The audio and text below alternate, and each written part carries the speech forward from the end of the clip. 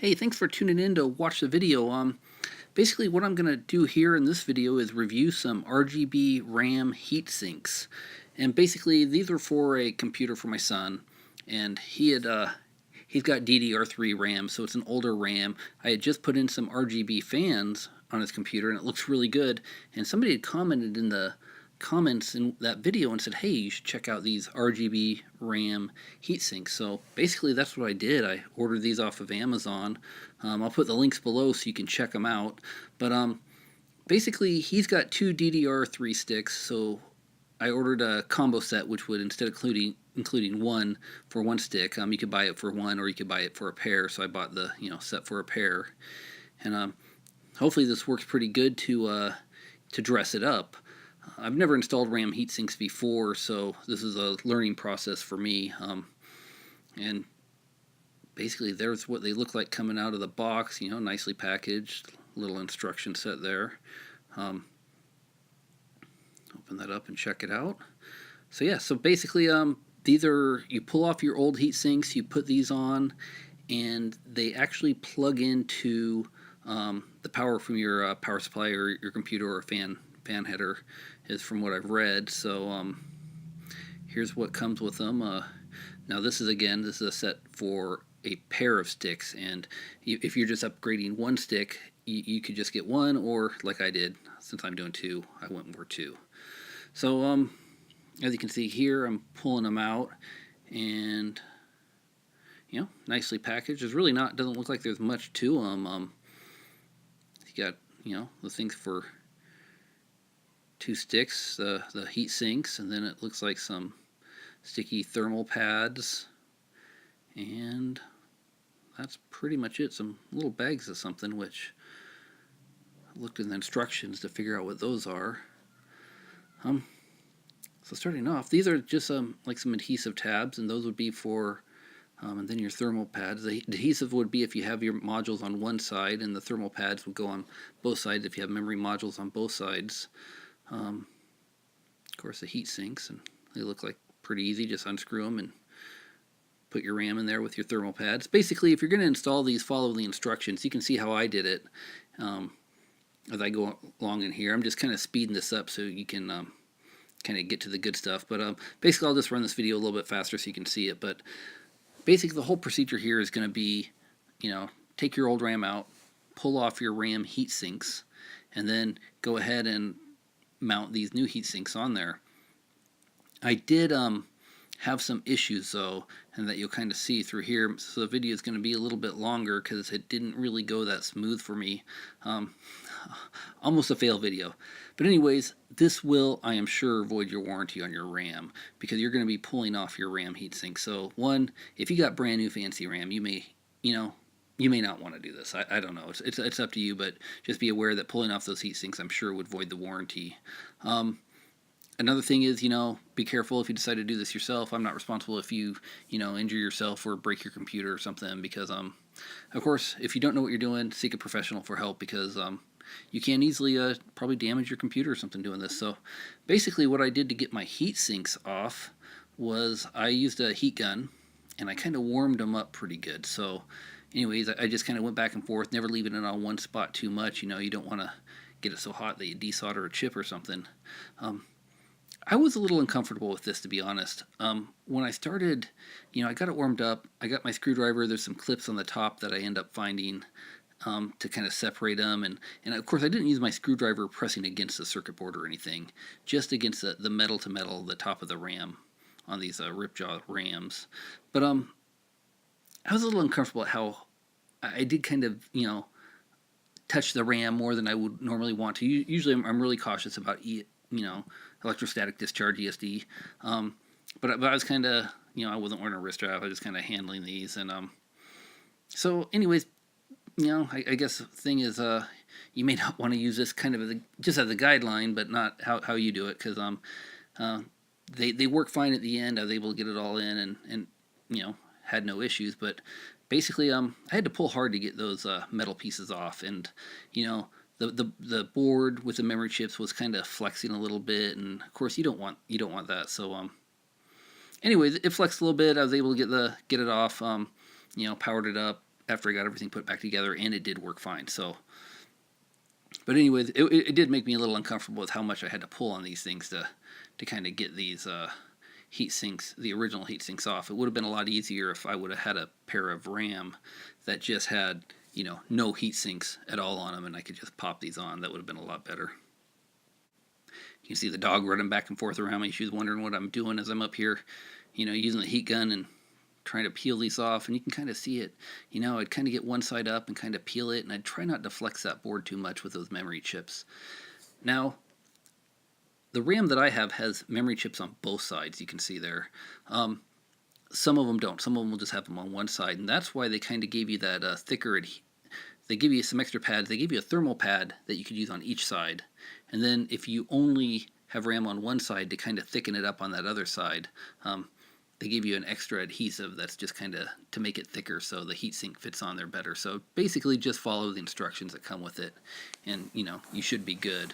But again, you know, doing something like this to your RAM, I am sure, is voiding my warranty. So luckily, you know, this is a little bit older computer, and I don't mind as much, but I'd probably be cautious if it was you know, some brand new fancy RAM I bought. I'd probably just opt to buy RGBs and be done with it, you know, do it that way rather than, you know, hurt some good RAM. But anyways, it worked out fine for me. So okay, so I'm getting the last one off here, and this one actually came off a lot easier than the other one. For some reason, it just kind of was able to pop off, so that was nice. Again, had to put a little bit more strength in it than I would really want to do, but it all worked out in the end, so I guess I can't complain too much. Now, I did run into a few other problems in here that you'll see as I continue on.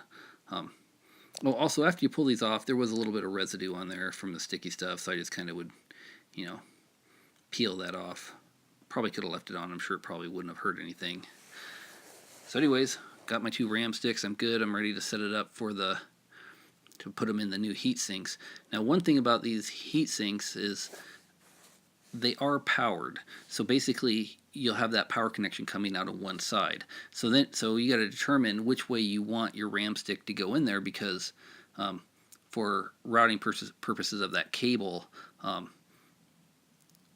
you're going to do that, you'd want to make sure you get them to where that power cable's could be on the correct side. I hope that makes sense. So anyways, I figured out that I wanted my power cable coming out of the longer side of the RAM. From that, you know, you have that indent in your RAM. You have like a shorter side set of pins, and then you have the set with, you know, the longer length of pins. So I kind of had mine. I knew I wanted the power cable to come out that longer side. So anyways, it's pretty easy. Just figure out which way you want it. Go ahead. I just cut my thermal pads here just to kind of separate them, and you know, just mount them on one side of this heat sink.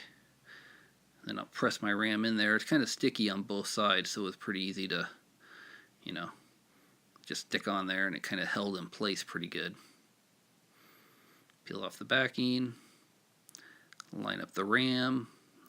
Again, I knew which side, the direction the RAM was going to go for the power, and then go ahead and I'm going to figure out where these are going to go for that, where to mount that thermal pad on this side. So you want the thermal pad on both sides. You have the, you know, memory chips on both sides, so you want to make sure they stay cool on both sides. So go ahead and pop this one in. And it should be good to go. Just screw them together, and after I screwed them together, I did kind of press to kind of make sure that thermal pad was kind of pressed into each side. So I'm not sure how needed that is, but just thought I'd give it a little push on each side just to make sure it was in there good. Now, they did come with a bag of adapters, so if you have a RAM that is, you know, these are your standard size, but the height of the RAM, you've seen those modules that are a lot shorter. They had some plastic clips that you can mount inside these RAM kits so that they would keep that shorter RAM still pressed down so it wouldn't slide up into the RAM. So you can kind of see it. I think there's a picture in there that kind of shows that for you if you have those. But there were some issues I wasn't really prepared. One was the height. I kind of assumed that I would just have enough room for these and just pop them in and it'd be done. And it wasn't until I started installing these onto the motherboard that I realized my heatsink blocks one of the RAM sticks because these are too high. Where it didn't block the old one, these stick up, it's probably sticking up 1/4 of an inch higher than the previous RAM stick. So anyways, that was the problem. So you'll see that come up here as soon as I go to mount this in here. You'll see me having some difficulties with that. So anyways, getting this last stick put together right now. And again, it went through really fast. I mean, it's just, it's a really quick process. It's pretty much just get the heat sinks off, and that was the hardest part, where I felt like I could almost damage that RAM. And then basically you just, put your thermal pads on, you press these in, put these back together. So I mean, the installation part's easy. Hardest part was getting the heat sinks off so far. And then just screw the screws on, I mean, they actually use a Phillips head screwdriver, so it's just a matter of something that you'll probably have a Phillips head screwdriver at home, so it's just, screwing those two plates together, so that goes pretty fast. Here you can see I'm trying to get my RAM in, and, I kind of have to lift up that heatsink a little bit to get it to slot in. And then unfortunately for me, I find out that it's not going to fit, That's a real bummer. So I can get the outer one in, I can't get the inner one in. So the first thing I did was just, I thought, okay, I'll just run it with one RGB fan sink on, one of the new heat sinks on, and just leave the old one without a heat sink until I order a new cooler, because now I'm stuck getting a new cooler because I want these to work, but unfortunately it's just not going to fit. So luckily I ended up, I checked my other, one of my other computers in the house, and it did have a smaller cooler that I was going to be able to use, so that's kind of ended up solving that problem for now. So I'll probably still order a little better looking cooler than the one I'm going to add to swap it out with, but at least it solved the problem to get these in and running so we could see them. As you can see, it's just kind of getting that other one in and reaching in to release that CPU cooler. Now I may go with a water-cooled CPU cooler, because those look pretty good, and a separate might be a nice way to go about it. So anyways, getting the cables to route to the back, and initially here I'm just playing around with one stick because I don't have that new CPU cooler yet. And this is where I ran into another problem, and not 100% sure what was going on here. So basically I was taking these, and I didn't, since it has the 3-pin fan connector, so I had to, I found I had a Molex connector to a 3-pin connector, just adapter for my power supply, so I thought I would just use that. So I went ahead and just plugged that in, and then went ahead and plugged these RGB connector, so basically plug the RAM connector into this adapter that I found in my parts bin, and figured I'm going to be good, just, so that will give it power. So here I go to power it on, and unfortunately, out of luck. As you can see here, the RGB heatsink is not lighting up for me. So back to the drawing board. So first thing I did was just, quickly grab my multimeter just to see if I did have power coming out of that adapter. I thought, well, maybe this adapter, has a bad connector, bad cable or something. And sure enough, I checked, and I did have power coming out of it. So then I checked the leads, the 3-pin leads to go into the RGB heatsink, and it also did work. I mean, it had power. So I'm not sure if it was on the wrong pins or what. For all practical purposes, I thought it should work. So anyways, kind of at this point, I thought I had a bad RGB heatsink. So I decided I will just go and grab the other heatsink I have, that I haven't installed yet, and I'll just plug it in and just verify that those LEDs work, here, because I do know I have power on this connector. So anyways, that was the next thing. After verifying power, I go, and you'll see it in just a second, I'll grab the next RGB connector, RGB heatsink, plug it in there, and verify that it works. So here I go, thinking, bummer, I got a bad one.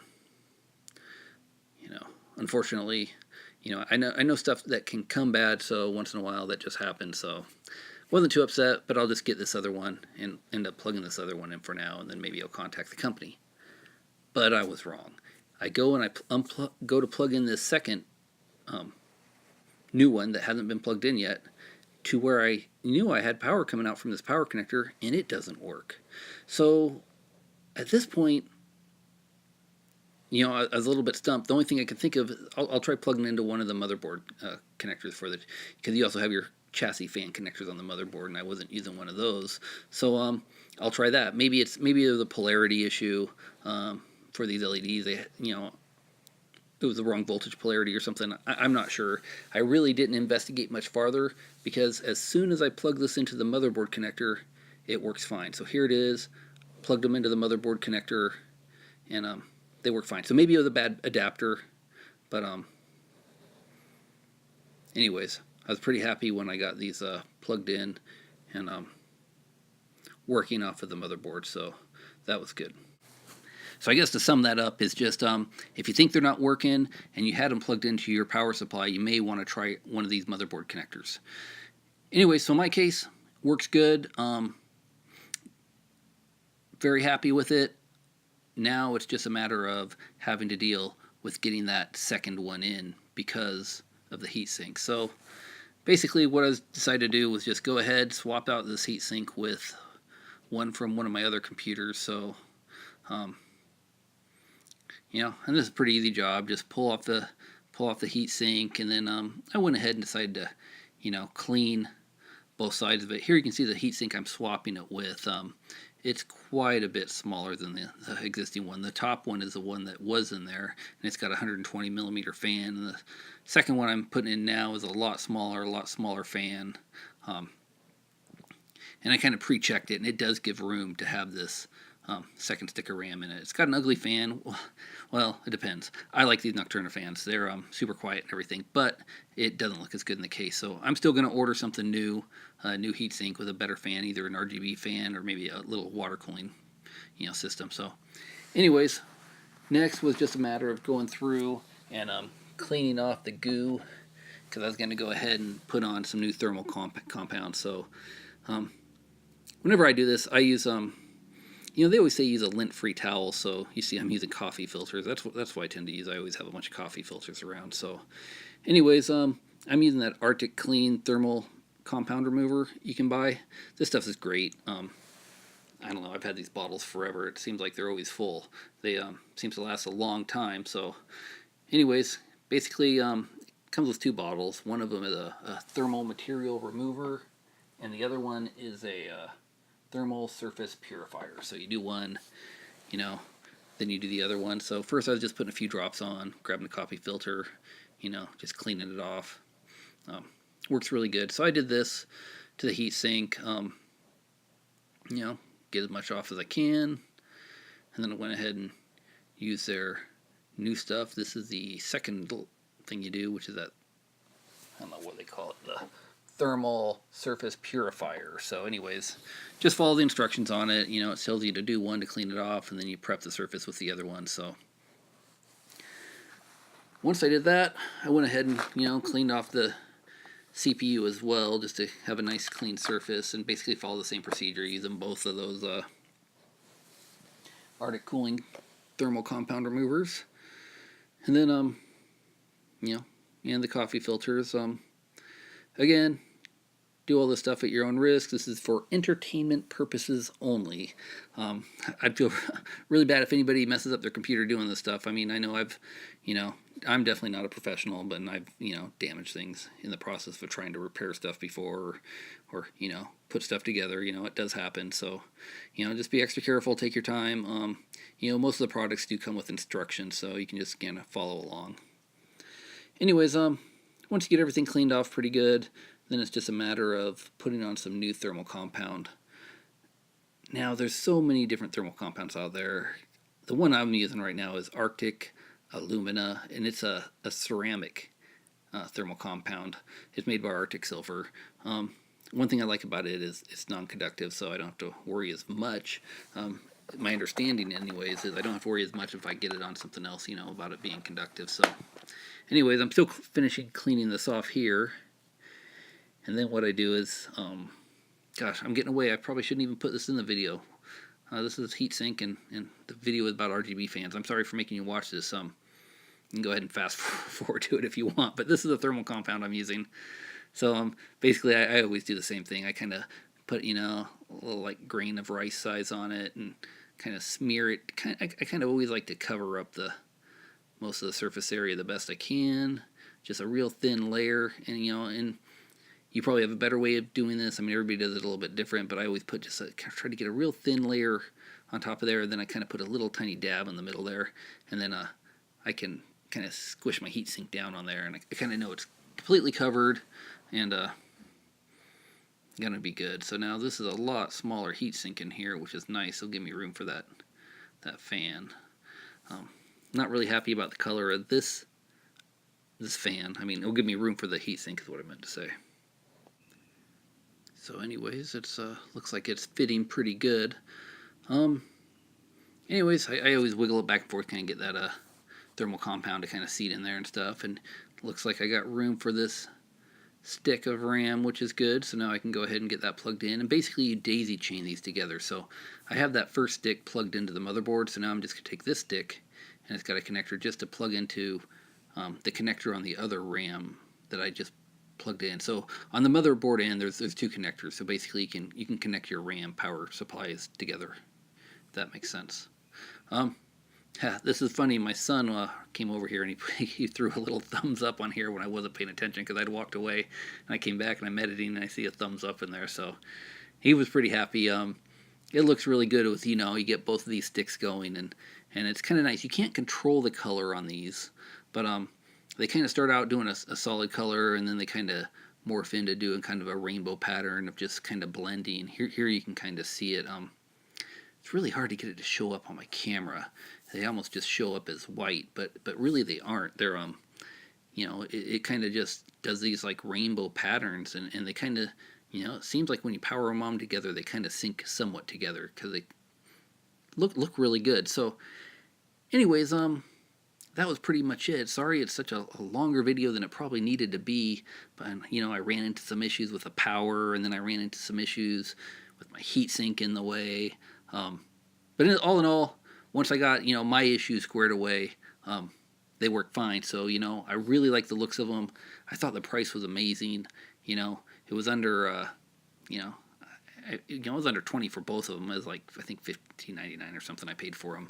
But anyways, they look good, and for DDR3 RAM that, you know, didn't have RGB on it.